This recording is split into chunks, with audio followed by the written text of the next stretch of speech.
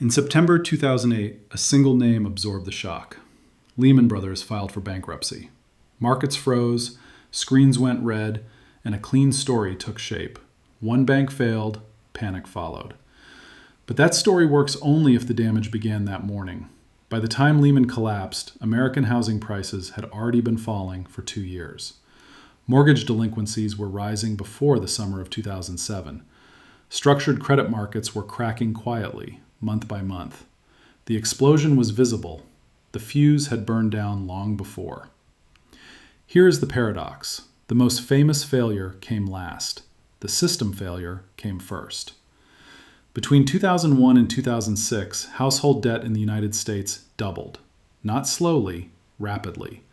Adjustable rate mortgages spread through the system like cheap electricity. Credit became lighter, faster, and less visible. Debt, as always, behaved like an invisible battery, storing risk while powering growth. Banks did not wait for homeowners to default. They sold the future of those mortgages immediately. Loans became securities. Securities became layers. Layers became ratings, and ratings became permission. Some historians believe the turning point was not 2008, but 2005. That was the year home prices stopped rising in real terms. In 2006, construction peaked. In early 2007, the ABX index, a market tracking subprime mortgage risk, began to fall sharply. This happened in public, on screens, in daylight. What does that mean? It means information was available, prices were moving, signals were flashing. Yet the system continued to lend, insure, and leverage as if the data did not exist. Not because participants were blind, but because stopping would have revealed how much risk had already accumulated. Lehman did not create this structure. It operated inside it. Its balance sheet reflected the same logic as its peers: short-term funding, long-term assets, thin capital buffers. When confidence vanished, liquidity followed. Water drains fastest from the top floors. And now imagine this: a collapse so large that it needs a face. A system so complex that it needs a symbol. Lehman became both. The coincidence is too precise to be accidental. A global credit system reached its limits, and a single institution was allowed to fall at the exact moment it could absorb the narrative. Blame is easier to assign than causes are to understand. By the early 2000s, the United States was emerging from a different collapse. The dot-com boom had ended. Equity markets had fallen sharply. Corporate investment stalled. What remained was a familiar policy dilemma. Growth had slowed, but the financial system still needed momentum. Interest rates answered that dilemma. Between 2001 and 2004, the Federal Reserve lowered its benchmark rate from over 6% to nearly 1%. This was not an anomaly. It was a deliberate attempt to refill demand. Cheaper money was expected to revive borrowing, spending, and confidence. And it did. Money, like water, flowed toward the path of least resistance. Housing offered that path. Homeownership already held a special position in American economic policy. Mortgage interest was tax deductible. Government-sponsored enterprises stood behind the market. Political rhetoric treated housing not just as shelter, but as a social stabilizer. When credit became cheap, housing absorbed it first. Between 2000 and 2006, national home prices rose by more than 80%. In some regions, far more. Wages did not keep pace. Rents did not justify valuations. But prices rose anyway, because prices themselves became the justification. Here, the context matters. This was not a market dominated by first-time buyers making careful decisions. It was a market intermediated by institutions whose incentives were separated from outcomes.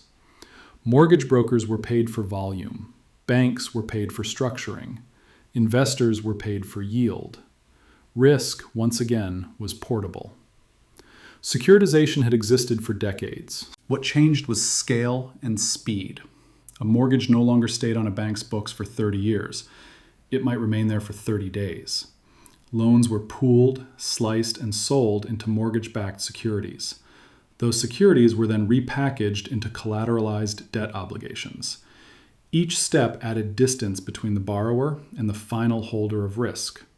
Distance creates comfort. Credit ratings completed the loop. Tranches built from subprime loans received investment-grade ratings based on models that assumed diversification would neutralize default risk. The logic appeared mathematical. The assumptions were historical. Housing, the models said, did not fall nationally. Some historians note that this assumption had already failed once during the Great Depression, but that memory had faded. Modern finance trusted recent data more than distant warnings. The global context amplified the effect. Capital flowed into the United States from surplus economies seeking safe assets. Treasury bonds were scarce. Highly rated mortgage securities filled the gap. American housing debt became a global savings vehicle. This mattered because it linked domestic real estate prices to international balance sheets. A missed mortgage payment in California was no longer a local problem. It was a line item in a pension fund, a bank reserve, a sovereign portfolio. By 2004, adjustable rate mortgages accounted for a growing share of new lending. Many were structured with low introductory payments that would reset later. The bet was simple: refinance before the reset. Rising prices made that seem reasonable. What happens when refinancing depends on prices never stopping? The system did not ask that question out loud. It priced as if the answer was guaranteed. By 2006, household leverage had reached historic highs. Financial institutions operated with minimal capital cushions.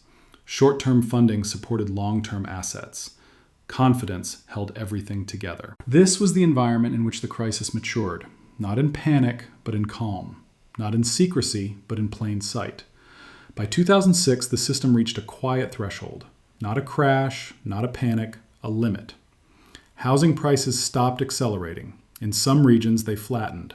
In others, they slipped by a few percentage points. This was not dramatic, but the system was not built for stillness. It was built for motion. The problem was not falling prices. It was what falling prices made impossible. For years, refinancing had acted as a pressure valve. When monthly payments rose, borrowers refinanced. When teaser rates expired, they refinanced. When debt accumulated, they refinanced again. Rising prices made the math work. Equity covered mistakes. Once prices stalled, that option vanished. Adjustable rate mortgages began to reset in large numbers in 2006 and 2007. Monthly payments increased sharply. For households already stretched, the change was mechanical, not emotional. Income did not adjust upward. Expenses did. Delinquencies followed. Subprime defaults rose first, not suddenly, but consistently. Early payment defaults appeared within months of origination, a signal that underwriting standards had already weakened beyond recovery. This was not theoretical risk. It was cash flow failure. Markets noticed. In early 2007, the ABX indices, instruments designed to track the value of subprime mortgage bonds, began to fall. These were not obscure indicators. They were used by banks, hedge funds, and insurers.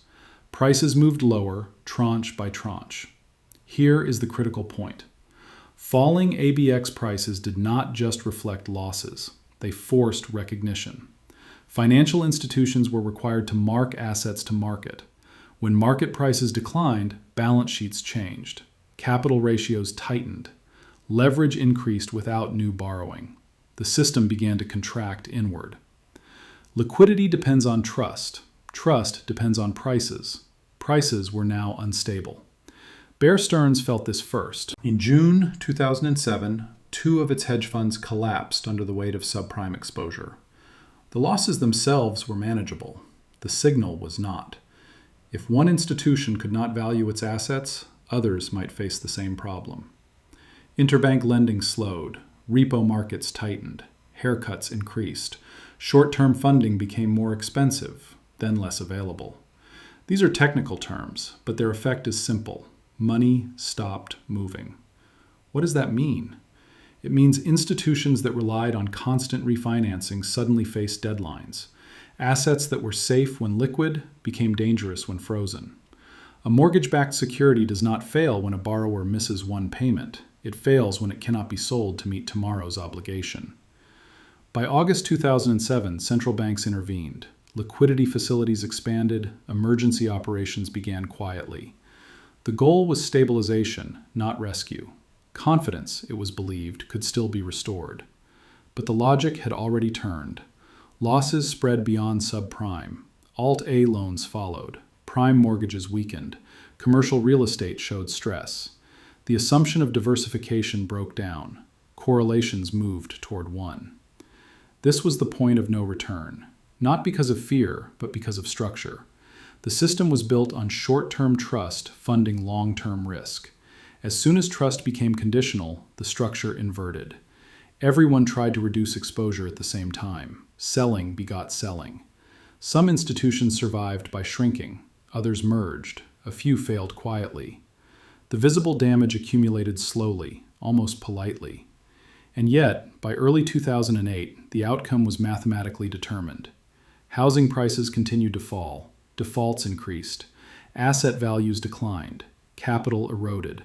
Funding costs rose. Each variable reinforced the next. Lehman Brothers entered this phase weakened, but not unique. Its balance sheet reflected the same exposures as its peers. What distinguished Lehman was timing and tolerance. When confidence finally broke, it broke unevenly. The crisis did not begin with a collapse. It began when the system lost its ability to pretend that prices would recover before obligations came due. At the center of the crisis was a simple mechanical mismatch. Short-term money was funding long-term promises. That design works only when refinancing is continuous. Banks borrowed overnight and invested for decades. Repo agreements, commercial paper, and wholesale funding rolled every few days. Mortgages, however, matured over 30 years. The gap between these horizons was not an oversight, it was a strategy. Leverage made it profitable. A bank with $30 of assets and $1 of capital does not need assets to fail to collapse. It only needs them to be questioned. When lenders hesitate, leverage turns doubt into danger. This is where securitization became a transmission system. Mortgage-backed securities were supposed to disperse risk. In practice, they concentrated it in balance sheets that relied on constant liquidity. Senior tranches were funded cheaply because they were considered safe. Junior tranches offered yield and were often retained. The same institutions touched multiple layers of the same underlying loans. Risk was not removed, it was rearranged. Derivatives added another layer. Credit default swaps insured against default but did not eliminate exposure. They transferred it to counterparties who themselves depended on short-term funding. Protection looked solid until everyone needed it simultaneously. Insurance without reserves behaves like optimism.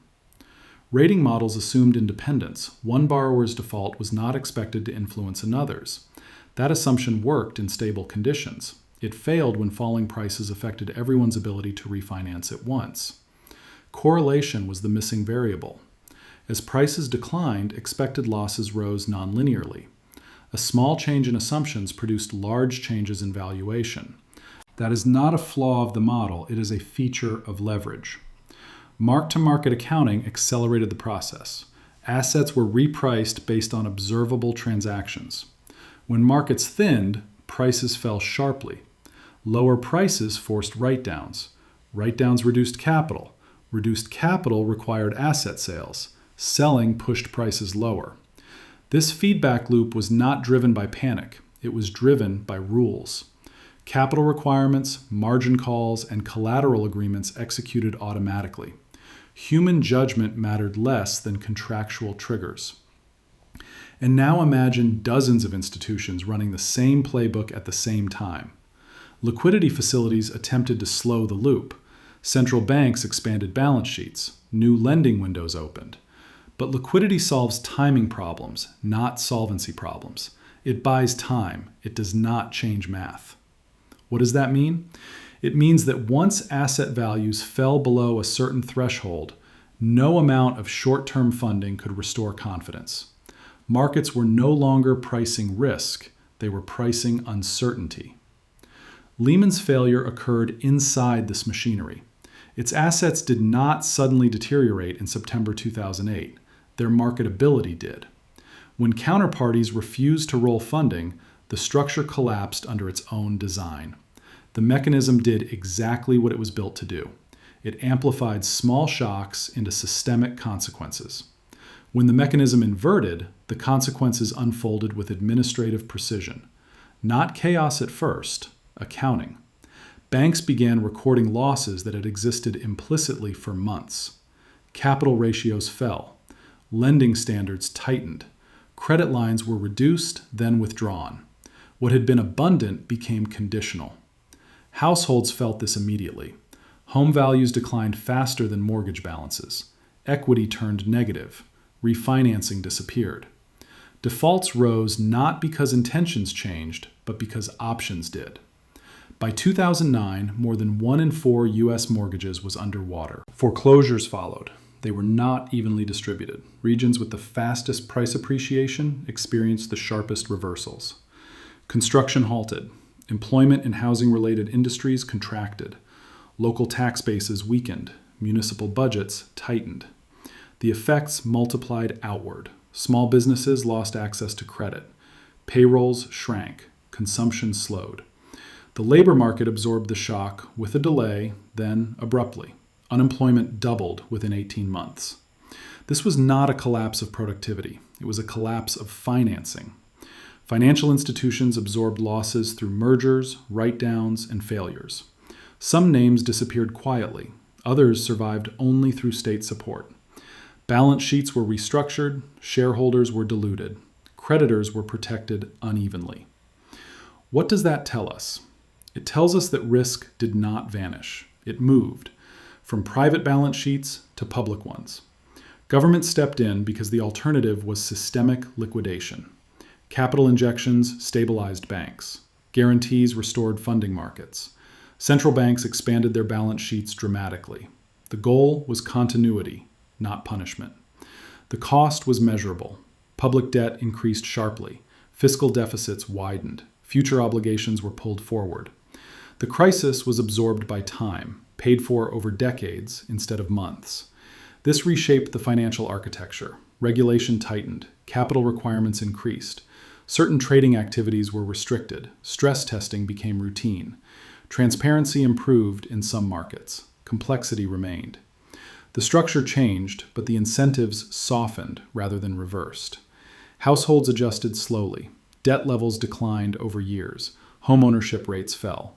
Wealth inequality widened as asset prices recovered unevenly. Those who held financial assets rebounded faster than those whose wealth was concentrated in housing. The recovery was real, but asymmetric. Globally, the consequences extended further. European banks exposed to U.S. mortgage securities faced their own funding pressures. Sovereign debt crises followed in countries that absorbed banking losses directly. What began as a housing correction became a fiscal challenge. Trade contracted, investment slowed, confidence recovered unevenly across regions. The shock revealed how tightly linked balance sheets had become across borders. And yet, something else happened quietly. Interest rates remained low for a long time. Monetary policy stayed accommodative not as an emergency measure, but as a baseline. Asset prices recovered, leverage returned in different forms, risk found new containers. The crisis did not eliminate financial engineering, it refined it. What stands out in retrospect is not the scale of loss, but its distribution. Borrowers lost homes, workers lost jobs, shareholders lost value. But the system itself remained intact, adjusted, and operational. This was not a moral outcome, it was a structural one. Lehman's name remained attached to the moment, but the consequences were borne by actors who never traded a mortgage bond, never modeled a tranche, never borrowed overnight. The chain extended beyond its visible links. After the collapse, the vocabulary changed. The logic did not. Then it was called excess leverage. Today it is called liquidity support. Then it was emergency lending. Today it is balance sheet expansion. The mechanism remains familiar. Stabilize the system first, explain it later. In the years following 2008, central bank balance sheets grew to unprecedented size. This was not hidden. It was published weekly. Assets were purchased to suppress yields, encourage lending, and restore confidence. Money once again flowed like water, toward financial assets first. Housing recovered, equities recovered faster, bonds never really stopped. What mattered was the precedent. Markets learned that systemic stress would be met with intervention, not selectively, broadly. This changed risk perception more than regulation ever could. Debt became cheaper, again. Corporate leverage increased. Sovereign debt expanded. Asset prices rose in an environment where discount rates were structurally low. Valuations adjusted not to income growth, but to policy expectations. This is not a claim, it is a pattern. Then, mortgages were bundled into securities. Today, risk is embedded in exchange-traded funds, passive strategies, and derivative overlays. Complexity did not disappear. It became smoother, more liquid, easier to enter, and harder to unwind simultaneously. What does that mean? It means liquidity itself has become the product. In 2007, the assumption was that housing prices would not fall everywhere at once. Today, the assumption is that markets will remain liquid under stress. Both rely on continuity. Both fail when everyone exits together. Consider the structure. Short-term funding still supports long-duration assets. Leverage has migrated from banks to non-bank institutions. Hedge funds, private credit vehicles, and shadow lenders perform similar functions with different labels. Then it was called subprime. Today it is called alternative credit. Households remain exposed, but differently. Rising asset prices support consumption through wealth effects. Falling prices tighten conditions quickly. The sensitivity has not diminished, it has broadened. And now imagine a shock that is not financial in origin. A pandemic, a supply chain rupture, a geopolitical conflict.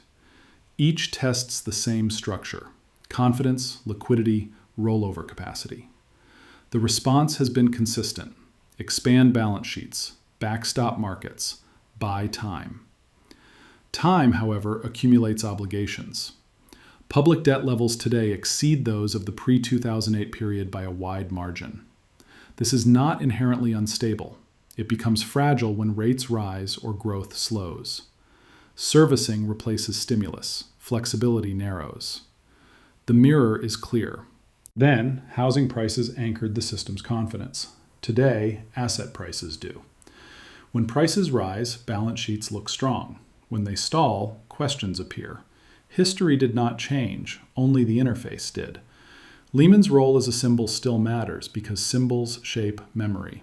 But focusing on the symbol risks missing the continuity. The housing crisis was locked in before 2008. The mechanisms that replaced it were locked in afterward. We are not outside the story. We are inside its updated version.